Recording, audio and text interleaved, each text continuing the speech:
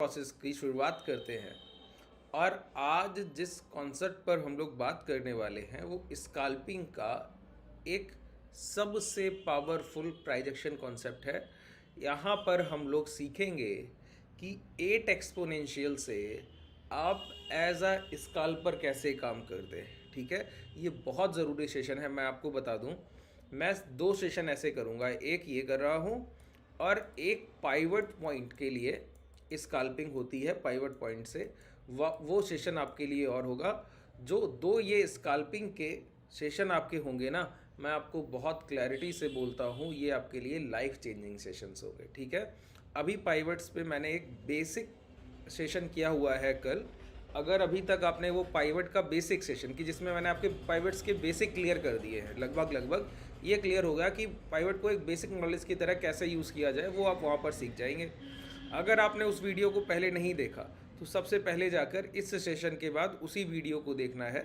आप डिस्क्रिप्शन में टेलीग्राम का लिंक है, नीचे डिस्क्रिप्शन को ओपन करेंगे, टेलीग्राम का लिंक मिल जाएगा, वहाँ पाइवट का वो वीडियो भी आपको मिल जाएगा। ठीक है, आज हम लोग सिर्फ एक बात पर अपना फोकस करेंगे कि इंट्राडे में आप अपने सबसे बेनिफिशियल ट्रेड्स जो नहीं प्लान कर पाते हैं। अच्छा, प्लान क्यों नहीं कर पाते हैं ये कभी सोचा है? मैं आपको बताऊं, इंट्राडे ट्रेडर की सबसे बड़ी तकलीफ पता है क्या है? इंट्राडे ट्रेडर की सबसे बड़ी तकलीफ है, अगर बाज़ार 6 घंटे खुला है तो 6 में से 4.5 घंटे प्राइस सिर्फ एक कंसोलिडेशन जोन यानी कि एक छोटी रेंज को ट्रेड करता है। अब 5 मिनट आइए पहले समझ लीजिए कि उपयोगी कैसे है ना? फिर हम ये सोचे समझेंगे कि जो चीज़ें उपयोगी हैं वो काम कैसे कर रही हैं और कौन कौन सी चीज़ें आपको सीखनी चाहिए। ठीक है, देखिए यहाँ पर क्या है, प्राइस ने एक रेंज बनाया 5 मिनट के टाइम फ्रेम पर। अब आपको बोलेंगे कि सपोर्ट और रेजिस्टेंस को मार्क कर लीजिए। सपोर्ट और रेजिस्टेंस ट्रेडेबल है, बिल्कुल सही बात है कि जब भी प्राइस एक रेंज को ट्रेड करता है वहाँ पर हमको एज अ प्राइजेक्शन ट्रेडर कभी भी ब्रेकआउट और ब्रेकडाउन नहीं देखने होते हैं। प्राइस में सपोर्ट की रिस्पेक्ट में और रेजिस्टेंस की रिस्पेक्ट में पोजीशंस को लेना होता है। सेंस में ये बोल सकते हैं कि प्राइस जब भी अपने रेजिस्टेंस के पास पहुँचे वहाँ पर शॉर्ट सेलिंग की कोशिश और सपोर्ट के पास पहुँचे तो लॉन्ग करने की कोशिश। अब इस प्रक्रिया में तकलीफ़ क्या है? इस प्रक्रिया में तकलीफ़ इतनी सी है कि एक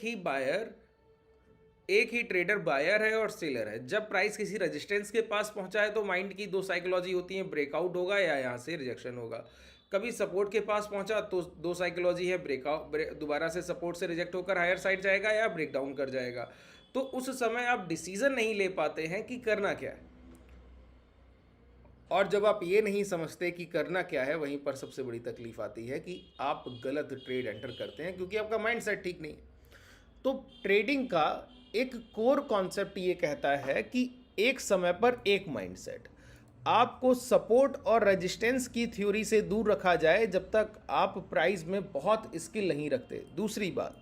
दूसरी बात ये नो मोमेंटम जोन है। इसका मतलब है कि अगर आप कोई ऑप्शन बाइंग करते हैं और उस ऑप्शन बाइंग के टारगेट आप 40 to 45% रख रहे हैं, 40 से 45% प्रीमियम में बढ़ोतरी होगी ऐसा कुछ सोच रहे हैं, तो ये इस रेंज में पॉसिबल तो है नहीं। आपको मिलेगा वही 20 पॉइंट, 30 पॉइंट, 40 पॉइंट, 250 का प्रीमियम बाई करेंगे आप, है ना? तो वो 30-40 पॉइंट में आप कैसे सेटिस्फाइड होंगे अगर आपका stop loss area he 60 to 70 points का होगा? तो नहीं हो पाएंगे ना, रिस्क रिवॉर्ड रेशियो ही आपके फेवर में नहीं है। तो ये सारी तकलीफ आती है एक चॉपी मार्केट में। और मैं आपको बताऊं, प्राइस का बिहेवियर ही ऐसा है, कोई भी इंडेक्स आप उठाएंगे 70 to 80% ऑफ टाइम वो सिर्फ एक कंसोलिडेशन फेज में होती है, ट्रेंडिंग फेज उनका 20% to 25% होता है। ठीक है, तो हमको क्या सीखना है? पहली दुविधा दूर करनी है कि एक समय पर 2 माइंडसेट नहीं। एक समय पर अगर रेजिस्टेंस के पास प्राइस पहुंच रहा है तो लग रहा है ब्रेकआउट करेगा या ब्रेकडाउन करेगा, पता ही नहीं है। ब्रेकआउट सोच रहे हैं तो वहाँ फेलियर हो रहा है, ब्रेकडाउन सोच रहे हैं तो वहाँ भी फेलियर। यही तकलीफ आ रही। हम लोग क्या करेंगे, अब सपोर्ट और रेजिस्टेंस को अभी के लिए देखना बंद करेंगे। पहला काम ये करेंगे।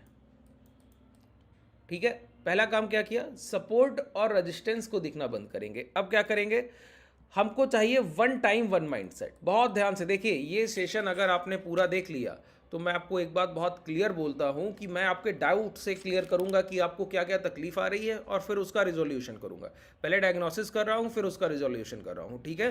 तो आपकी तकलीफ़ें क्या क्या है वो बता रहा हूँ आपको। अब इसके साथ बताऊँगा कि ये तकलीफ़ें दूर कैसे होंगी।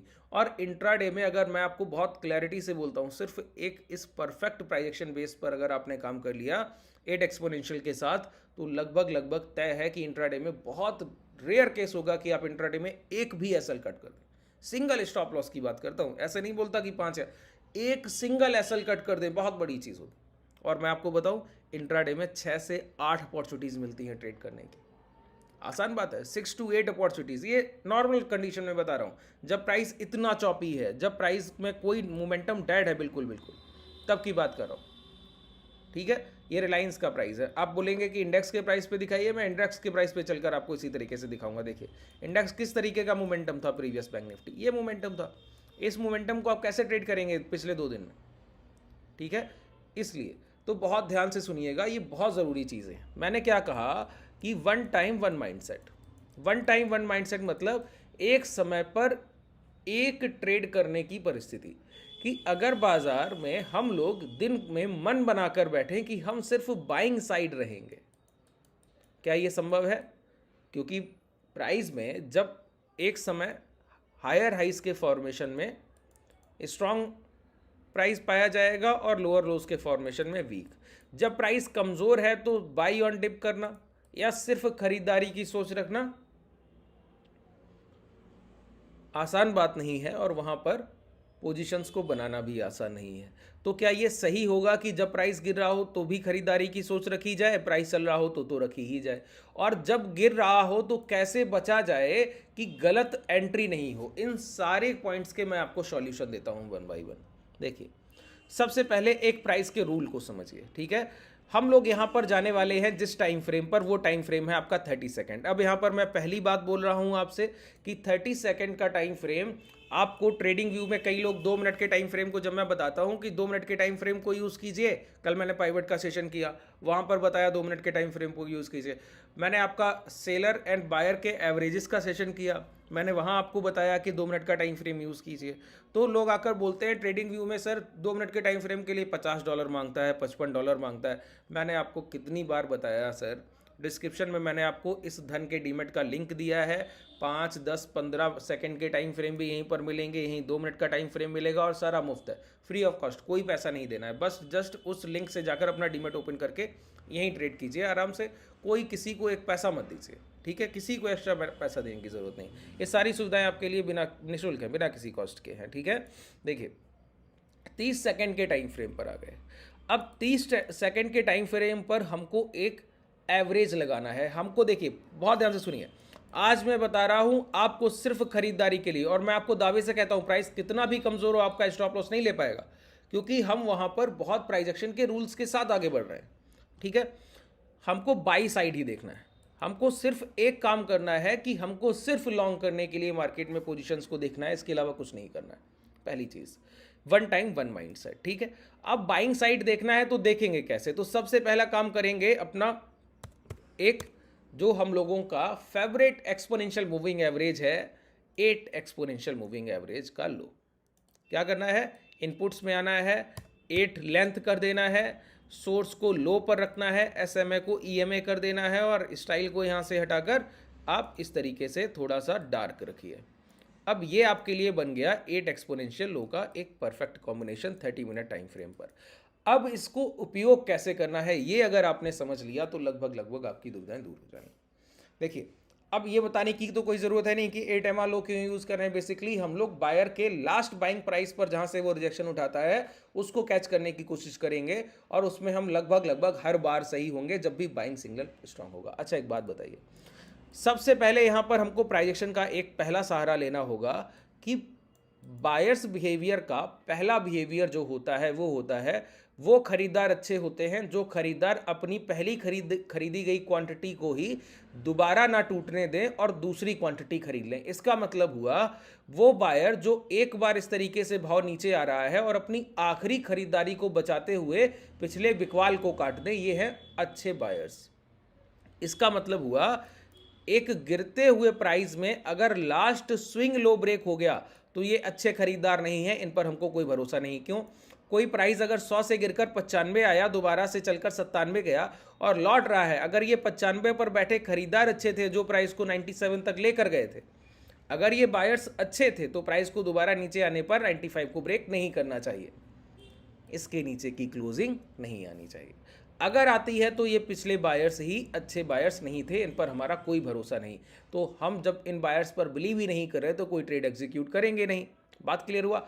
इसमें पहला आपका पॉइंट जो नोट डाउन करने वाला है वो ये कि कोई गिरते हुए प्राइस में जब पहली बार प्राइस 8 एक्सपोनेंशियल मूविंग एवरेज के अंदर आएगा तो कभी भी आप लॉन्ग का पोजीशन एंटर नहीं करेंगे। बात क्लियर हुआ? देखिए, एक एक पॉइंट बताऊंगा। हो सकता है ये सेशन 2 पार्ट में हो पाए, कि आज एक पार्ट मैं इसका पूरा करूं और कल दूसरा पार्ट इसका पूरा करूं, ठीक है? तो बहुत ध्यान से सुनते जाइए, एक एक पॉइंट को क्लियर करते चाहिए। मैंने क्या बोला?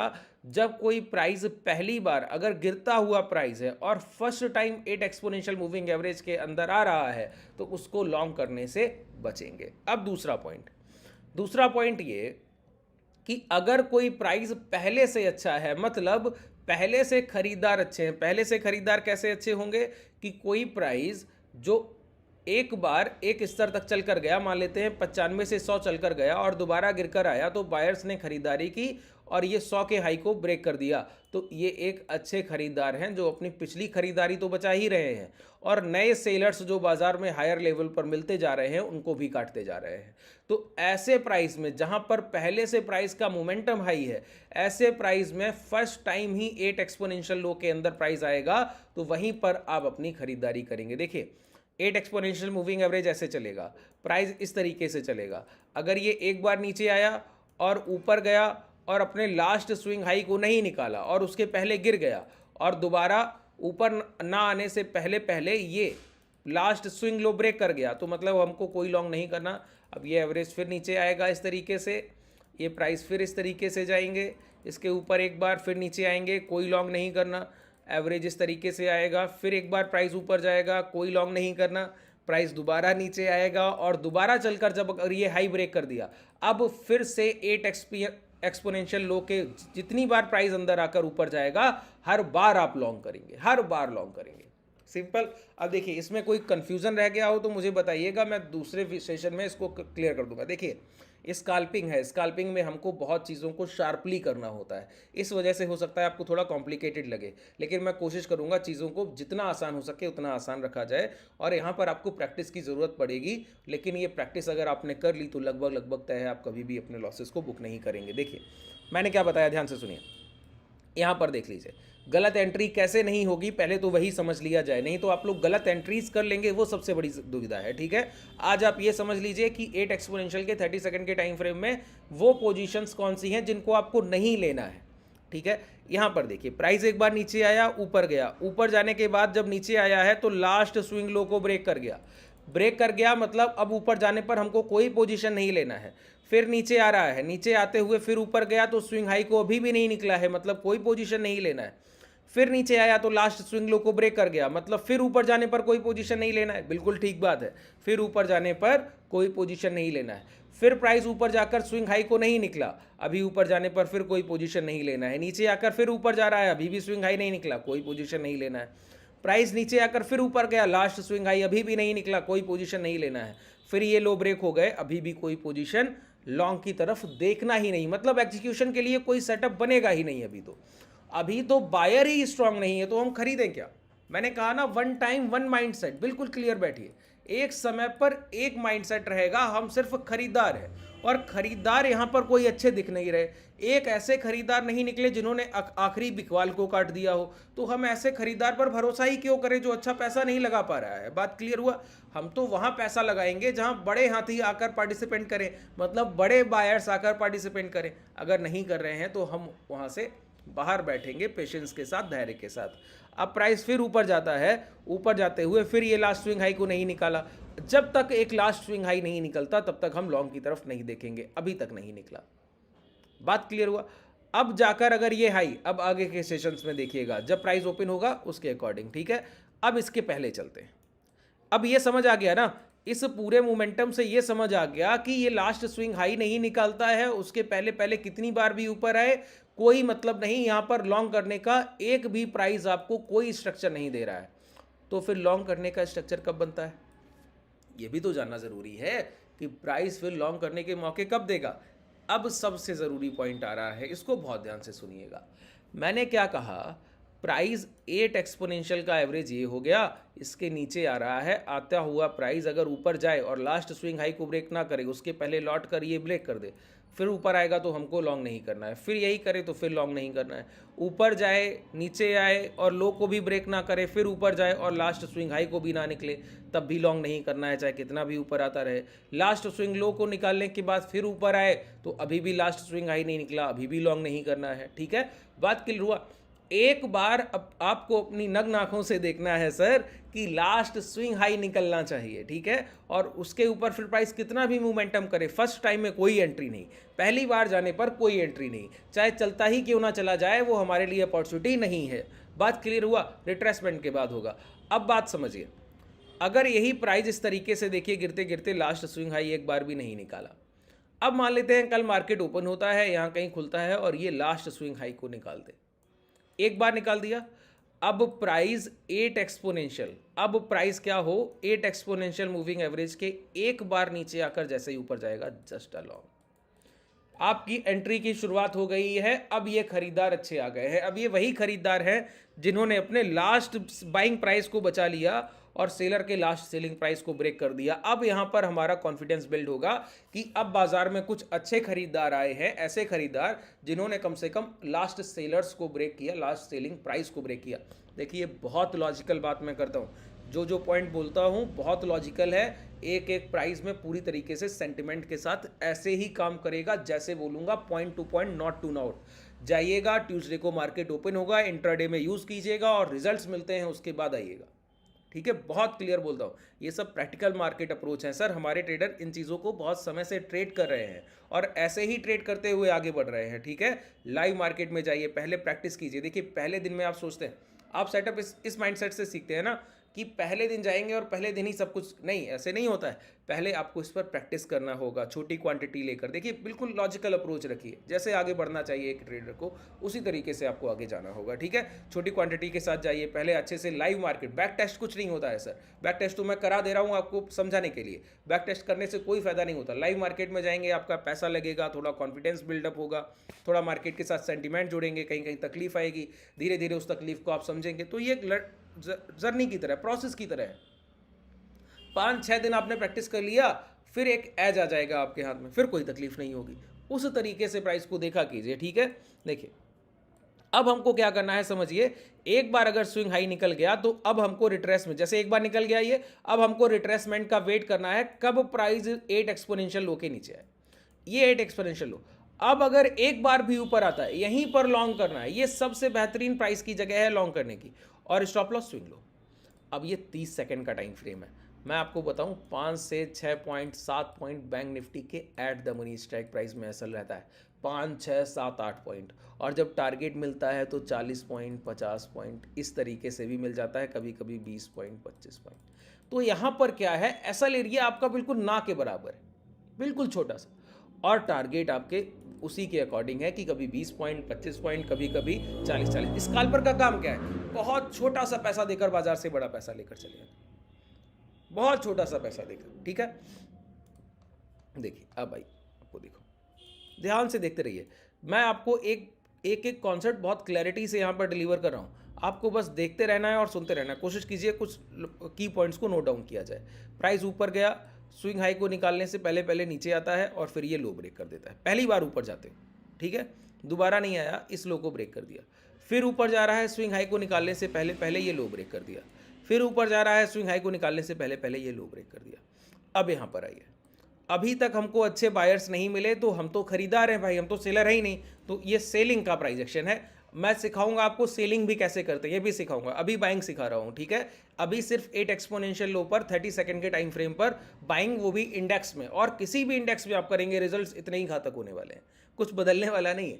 देखिए प्राइस क्या करे, एक बार ऊपर गया, नीचे आया, नीचे आते हुए लास्ट स्विंग लो को ब्रेक नहीं किया, फिर ऊपर गया, अब स्विंग हाई ब्रेक कर गया। अब मैं इंटरेस्टेड हूं अब मेरा जो है समय आ गया है, जितना मैंने पेशेंस रखा वो दूर हुआ, अब मेरा टाइम आया टाइम टू बाई। अब मैंने क्या कहा, एक बार प्राइस 8 एक्सपोनेंशियल लो के नीचे आए, दोबारा एक कैंडल ऊपर बनाए, स्विंग लो के नीचे के क्लोजिंग के एसएल और लॉन्ग कर दीजिए। फिर नीचे आता है, फिर ऊपर जाता है, स्विंग लो के नीचे के स्टॉप लॉस लॉन्ग कर दीजिए। फिर नीचे आता है, फिर ऊपर जाता है, स्विंग लो के नीचे के एसएल लॉन्ग कर दीजिए। फिर नीचे आता है, फिर ऊपर जाता है, स्विंग लो के नीचे के स्टॉप लॉस लॉन्ग कर दीजिए। ये जो प्रक्रिया है, अब देखिए पूरे मोमेंटम में आपको 1 2 3 4 5 एंट्रीज मिली और हर बार प्राइस ने बहुत छोटा सा एसएल एरिया आपको दिया और बड़े बड़े टारगेट आपको दिए। सिर्फ सिंपल कोर कॉन्सेप्ट है कि अच्छे बायर इंट्राडे में छोटे खरीदार मिल गए, एक बार अच्छे मिल गए जो छोटे समय पर खरीदारी करने आए। अब यहाँ पर ना तो आपको सपोर्ट देखना पड़ रहा है, ना रेजिस्टेंस, ना प्रीवियस प्राइजेक्शन, ना ही पिछले 3 दिन का प्राइजेक्शन, कुछ नहीं। सिंपल एक अपने आप में पूर्ण सेटअप है ये, पूर्णता। कुछ भी अलग से देखने की जरूरत नहीं, ना ही ऑप्शन चेन देखना है, ना ही कोई और दूसरा प्राइस देखना है, ना ही प्रीवियस डे का ट्रेडिंग सेशन देखना है, कुछ भी नहीं। सिंपल कोर कॉन्सेप्ट है, जहां पर बायर स्ट्रांग वहां पर हम अपनी पोजीशंस बनाने की शुरुआत करेंगे और जहां तक बायर्स प्राइस को राइड करेंगे हम उस प्राइस में बायर्स के साथ राइड करेंगे और परफेक्ट स्कैल्पिंग। ठीक है, ये इतना लॉजिकल है। आप जाकर ट्रेड करेंगे, पहले जाकर बैक टेस्ट कर लीजिए। आप लोगों का हैबिट होता है कि बैक टेस्ट करना है, तो पहले संतुष्ट हो जाइए, बहुत अच्छे से जाकर कीजिएगा। ठीक है, मैंने एक ही आपको तरीका बताया है कि प्राइस में क्या करना है। एक बार जब swing low last swing high निकल जाए, उसके बाद जब रिट्रेसमेंट के बाद प्राइस आए और अपने लास्ट स्विंग लो को ब्रेक करने से पहले टर्न अराउंड हो, तो वहीं पर आपको लॉन्ग की पोजीशंस लेनी होती हैं। एसएल वही स्विंग लो आपका रहता है और हर बार आपके टारगेट अचीव होते हैं। आपने एक ये सेगमेंट देखा, मैं आपको और भी सेगमेंट दिखा देता हूँ। देखिए, जितने यहाँ पर बनेंगे उतनी बार आपको दिखाऊंगा। इसमें कुछ भी ऐसा नहीं है जो आप बदल जाएगा, जैसे काम कर रहा है हूबहू वैसे ही काम करेगा। ठीक है, अब इसके साथ जिसको हैजिंग आता है ना सर, उसके लिए ये समझिए कि फिर तो नामुमकिन है कि कोई आपसे एक पैसा भी ले जाए इस बाजार से।